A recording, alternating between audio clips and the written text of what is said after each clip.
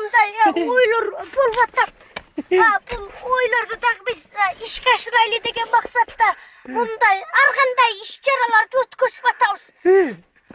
Кудай буйрса мындай бардыгы жакшы болот деген ойдо болуп атам. Эми ушул өңкөй инем алыс жака мындай сапар тартканы жаткан экен.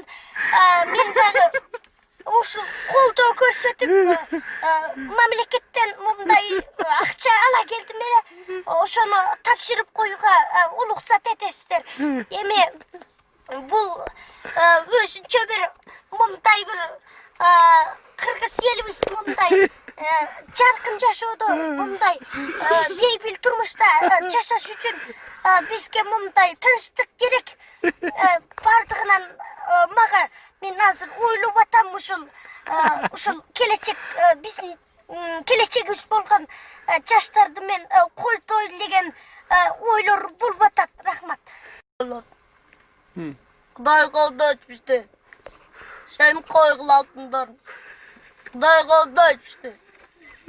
Mumday da bu bizdin gelecek yaşlarımız bolgon. Şunday yaşlardı koldoyl degen oylar bolup atat. Bulardın bardığın mumday. Men işenem uşul Kırgızstandın жаркын келечеги бар экенине мен абдан ишенем жана Утунбаева айтып кеткендердин бардыгына мен кошулам. Азыр ушул Ömürbek Çirkeşviş'e sözlü verip koysak. Anlat mekendesler. Biz Atamekken sosyalcik badacağız. Dünyanın tep tamarman enjoy. Kırgızstan'a can investisiya tartı maksatını oylap жатабыз.